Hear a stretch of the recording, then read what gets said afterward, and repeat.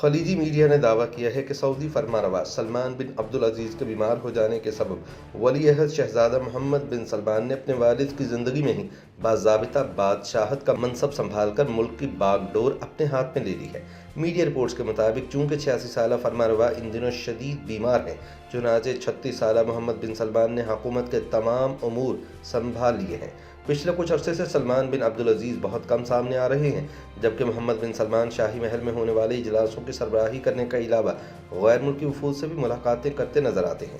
دراصل سن 2017 میں ولی عہد بنائے جانے کے بعد سے محمد بن سلمان کو ہی سعودی عرب کا اصل بااختیار سربراہ تصور کیا جاتا تھا، لیکن اب سعودی فرمانروا مکمل بیک گراؤنڈ میں چلے گئے ہیں۔ ماضی میں ہمیشہ سلمان بن عبدالعزیز عموماً سربراہان مملکت اور وفود کا استقبال کرتے اور ان سے مصافحہ کرنے کے بعد سالانہ اجلاس کی سربراہی کرتے، لیکن اس مرتبہ خلیج کونسل کے اجلاس میں ایسا نہیں تھا اور اس کی سربراہی شہزادہ محمد بن سلمان نے کی۔ لیکن اب یہ گمان کیا جا رہا ہے کہ ولی عہد محمد بن سلمان ہی سعودی عرب کے اصل حکمران ہیں۔ بتایا جا رہا ہے کہ کووڈ-19 کے پھیلاؤ کے بعد سے فرمانروا شاہ سلمان بحیرہ احمر پر ایک جزیرے میں مقیم ہے اور ریاض میں کسی غیر ملکی عہدیدار کے ساتھ شاہ سلمان کی آخری ملاقات مارچ سن 2020 میں ہوئی تھی، جب انہوں نے برطانیہ کے وزیر خارجہ ڈومنک راب سے ملاقات کی تھی۔ انہوں نے آخری مرتبہ بیرون ملک سفر جنوری 2020 میں سلطان قابوس کی موت پر تعزیت کے لیے عمان کا کیا تھا۔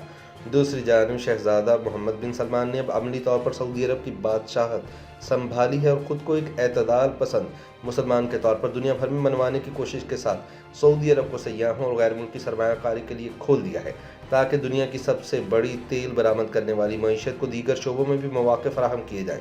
ولی عہد نے ملک میں بڑی سماجی تبدیلی کے لیے بھی بہت اقدامات اٹھائے ہیں، جس میں خواتین کو گاڑی چلانے اور پبلک سیکٹر میں کام کرنے کی اجازت، شہریوں کو اضافی آمدن اور تفریحی مقامات سے لطف اندوز ہونے کے قابل بنانے جیسے اقدامات شامل ہیں۔ تاہم اس تبدیلی کے ساتھ ساتھ شاہی مملکت میں اظہار رائے پر پابندی اور اختلاف رائے رکھنے والوں کو پابندیوں کا سامنا کرنا پڑا ہے۔ وہ اپنے والد کی نسبت اسرائیل کے لیے بھی نرم گوشہ رکھتے ہیں اور انہوں نے کمرشل پروازوں کو سعودی فضائی حدود سے گزرنے کی اجازت دی ہے۔